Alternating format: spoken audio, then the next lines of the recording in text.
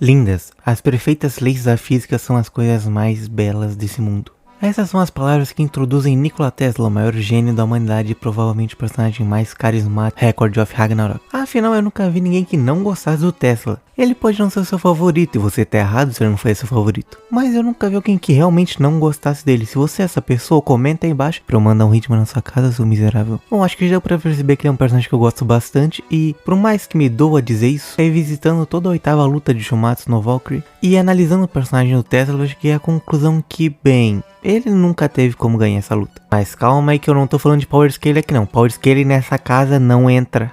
Pois a mangá de porradinha, a única coisa que eu não vou focar no vídeo é a porradinha, eu sou muito inteligente. Mas então vamos fazer uma análise do nosso cientista favorito, entendeu o seu personagem, os temas que a obra aborda com ele e compreendeu porque ele deveria, infelizmente, perder essa luta de qualquer jeito. E eu sei que falando desse jeito parece que não, mas eu já superei isso. Foda Tesla. Todo dia antes de dormir eu ajoelho no pé da cama e rezo: ó pai, devolve o Tesla pra gente. Ele foi tão novo. Ele não é um pecador diferente da pessoa que tá vendo esse vídeo e não deixou o like ainda e não se inscreveu no canal para não perder nenhum dos 2 vídeos que sai aqui toda semana. Isso é a maior falácia do mundo porque eu literalmente deixei de postar vídeos essa semana. Mas sai vídeo cura pop aqui toda semana. E análise de personagem, se inscreve. Ó pai, jogue um raio na cabeça de quem tá assistindo esse vídeo pelo celular e não clicou no botão de hypar o vídeo para ajudar ele a chegar em mais pessoas. Amaldiçoa aquele que não compartilhou o vídeo para nenhum amigo. Amém.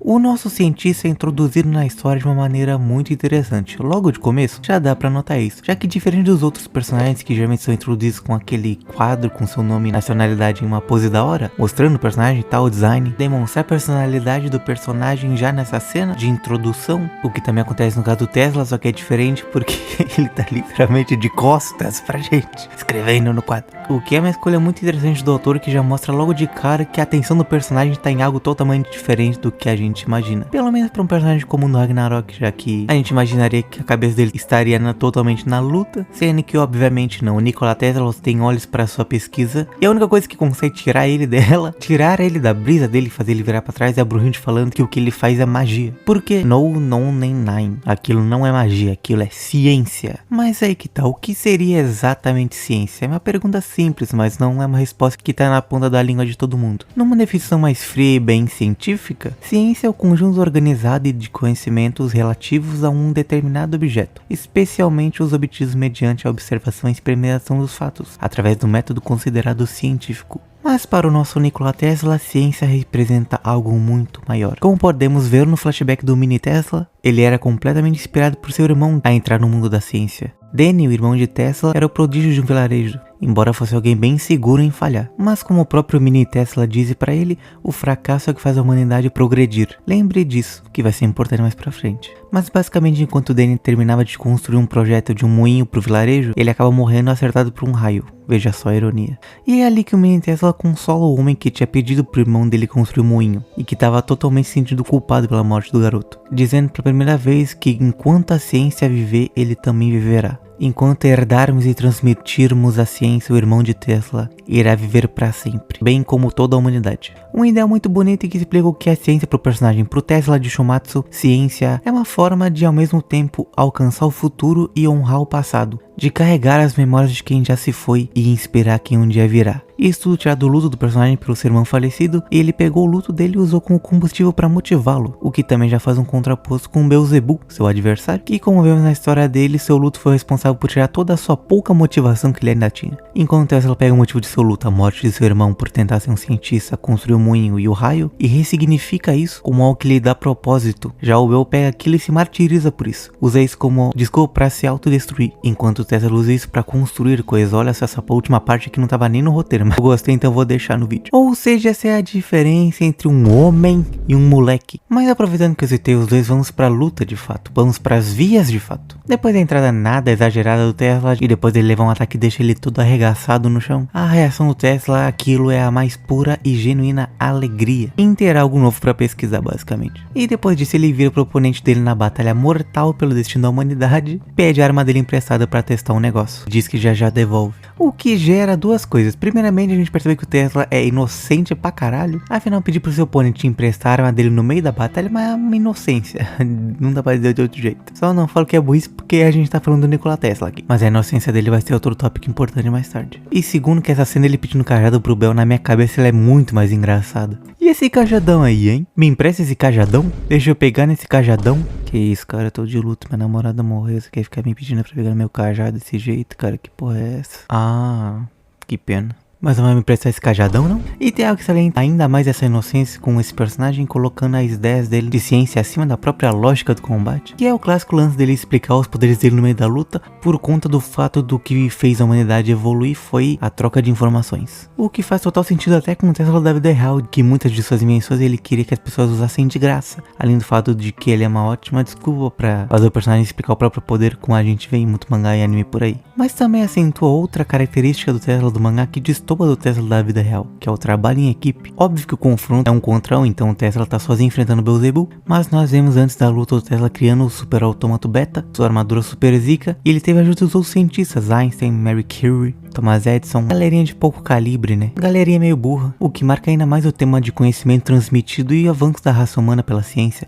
e vai contra o Tesla da vida real, que era alguém que era bem solitário quando se tratava de criar suas invenções, preferindo se afastar das pessoas e se concentrar sozinho em suas criações, o que não combinaria com o personagem do Tesla de Shumatsu e daria menos concretude para a mensagem que a obra queria passar com ele, o que mostra mais uma vez como o Shumatsu consegue brincar com as figuras históricas que ele usa, criando personagens novos, preservando características das figuras reais e mudando o que tem que mudar para encaixar melhor na narrativa do mangá. Agora, outra coisa que faz referência à transmissão de conhecimento e avanço da humanidade é a plateia do Tesla, que é formada por seus amigos cientistas e os humanos genéricos que aparecem em todo o combate, basicamente. Os humanos da época de quem tá lutando. Mas a plateia do Tesla especificamente também tem uma participação muito grande de crianças, o que é uma maneira visual do autor reforçar esse tema, já que crianças são literalmente o futuro da humanidade, né? No caso essas não, porque se elas estão aí, né, significa que elas meio que já, né, picaram a mula, então, enfim. Mas a intenção era essa, e a intenção tá lá, dá pra entender. E também porque todos os lutadores do Ragnarok, mais provável das crianças gostarem tanto ao Tesla, já que ele é literalmente um super-herói de armadura, né? E com um monte de raiozinho saindo dele. Qualquer criança ia gostar disso, o que me faz pensar que talvez seja meio infantil, porque eu gosto muito disso também. Mas agora vamos ao ponto final do vídeo. Nikola Tesla nunca ganharia essa luta. Mas por quê?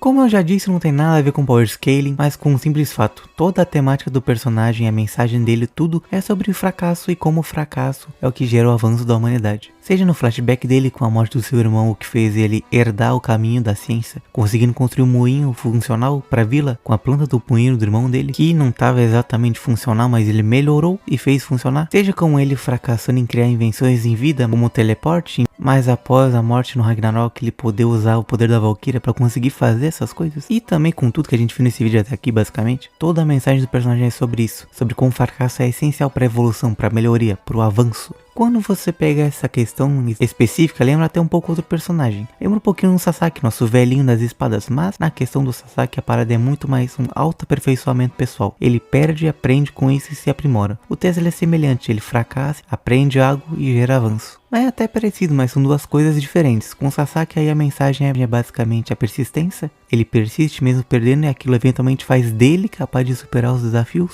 Já com o Tesla é muito mais uma questão de passar a tocha adiante, por assim dizer. Como foi com o irmão do Tesla passando adiante pro Tesla e com o Tesla ainda em vida passando para a humanidade basicamente todos os inventos e tudo que ele fez de bom para a humanidade. O Sasaki mostra que persistindo uma hora você consegue chegar lá. O Tesla mostra que o fracasso é necessário para que nós como espécie possamos seguir adiante. E para que a luta converse com isso, com esse tema central da história do personagem, o melhor jeito era fazer com que ele perdesse, com que ele falhasse, infelizmente. Por mais que eu queria que ele ganhasse, todo mundo queria, na real até o Beelzebub queria que o Tesla ganhasse, mas com o personagem do Tesla sendo como aí, carregando as mensagens que carrega, que são as que fazem a gente gostar dele, afinal de contas, além da armadura muito foda, simplesmente não tinha como ele ganhar, sem enfraquecer a lore do boneco. Comparando mais uma vez com o Sasaki, que inspira a humanidade através da sua persistência, e por consequência a vitória, o Tesla inspira a humanidade justamente por seu fracasso. Assim como ele quando criança mostrou para a vila dele, mesmo que com o fracasso de seu irmão em fazer um moinho funcional foi apenas um passo para que ele e o próprio Tesla conseguisse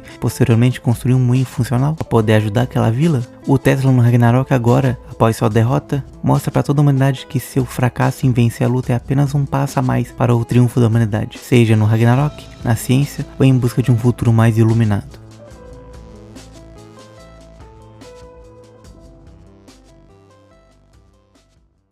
Enfim, mas já tá tudo bem que eu já superei. Por quê?